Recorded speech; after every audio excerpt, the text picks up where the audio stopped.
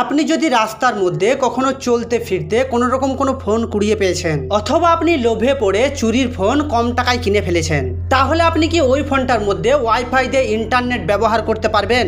আমি যদি আপনাকে সোজা কথায় বলি, তাহলে চুরির ফোনে আপনি কি ওয়াইফাই দিয়ে ইন্টারনেট ইউজ করতে পারবেন? তাহলে চলুন আমি আপনাকে সব রকমভাবে এই প্রশ্নটার উত্তর দেওয়ার চেষ্টা করব। আপনি যদি এই ভিডিওটা সম্পূর্ণভাবে দেখেন তাহলে এই বিষয়টা আপনার কাছে পরিষ্কার হয়ে যাবে। তাহলে আপনাকে বলি যে আপনি জানেন কিনা জানি না, আপনি যে কোনো ফোনের মধ্যে ইন্টারনেট ইউজ করেন না কেন, প্রতিটা ফোনের মধ্যে একটা স্পেসিফিক আইপি অ্যাড্রেস থাকে।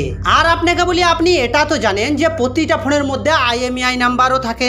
এবার আপনাকে বলি, আপনি যখন ওই চুরি হওয়া ফোনটার মধ্যে ইন্টারনেট ইউজ করবেন, তখন আপনার ওই চুরি হওয়া ফোনটার IMEI নাম্বার টেকিং এর মধ্যে চলে আসবে। কিন্তু সেই ক্ষেত্রে আপনার ফোনে তো কোনো রকম কোনো সিম কার্ড থাকবে না। এই জন্যই আপনাকে ধরাটা পুলিশের কাছে অনেক কঠিন কাজ হয়ে যাবে। কিন্তু এখানে আপনাকে একটা বিষয় খুব সুন্দরভাবে ফলো করতে হবে যে আপনি যদি একটা সিঙ্গেল ফোন থেকে হটস্পট নিয়ে ইন্টারনেট ইউজ করেন, তাহলে সেই ক্ষেত্রে 70% চান্স যে আপনি পুলিশের হাতে ধরা পড়ে যেতে পারেন। কেননা আপনি যদি আপনার বন্ধুর ওই সিঙ্গেল ফোনটা থেকে হটস্পট অন করে ইন্টারনেট ইউজ করেন, তাহলে পুলিশ আপনার ওই ফোনের আইপি অ্যাড্রেসটা ট্র্যাক করবে, তার সাথে আপনার ওই চুরি হওয়া ফোনটার IMEI নাম্বারটাও ট্র্যাক করবে। এবার পুলিশ এসে সোজা আপনার ওই বন্ধুটাকে জিজ্ঞেস করবে যে তুমি তোমার ফোন থেকে কাকে ইন্টারনেট শেয়ার করেছিলে, আর আপনার সোজা বন্ধু আপনার নামটাও করে দেবে।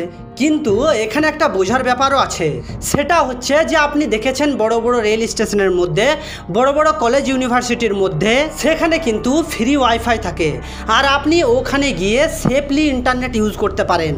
কেননা আপনাকে বলি তো, প্রতিটা রেল স্টেশনের মধ্যে প্রতিদিন লাখ লাখ মানুষ যাওয়া আসা করে, সেখানে কোনটা চুরির ফোন মার্ক করা মানে বের করা প্রায় অসম্ভব। কিন্তু এখানে আর একটা ব্যাপার হচ্ছে যে আপনি যদি ভারতের হয়ে থাকেন, তাহলে আপনাকে ওই চুরির ফোনের মধ্যে ইন্টারনেট ইউজ করাটা ঠিক হবে না।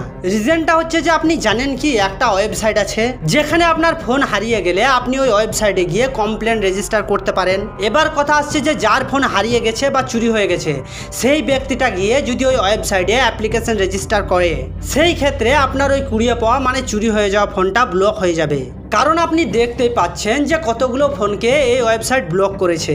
তাহলে আপনাকে বলি তো, এই কোশ্চেনের উপযুক্ত উত্তরটা কি আসছে যে আপনি কোনো রেল স্টেশনে অথবা সেই জায়গায় যেখানে অনেক মানুষ ফ্রি ওয়াইফাই ইউজ করে, আপনি সেখানে গিয়ে ওই চুরির ফোনটার মধ্যে সেফলি ওয়াইফাই ইউজ করতে পারেন।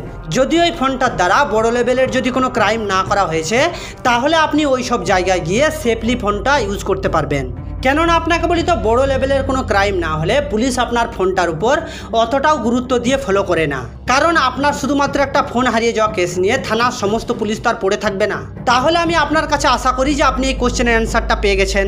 তাহলে আমি আপনাকে রিকোয়েস্ট করছি যে আপনি যদি এই চ্যানেলে প্রথমবার এসে থাকেন, তাহলে প্লিজ রিকোয়েস্ট করছি আপনি একটা সাবস্ক্রাইব করে যাবেন।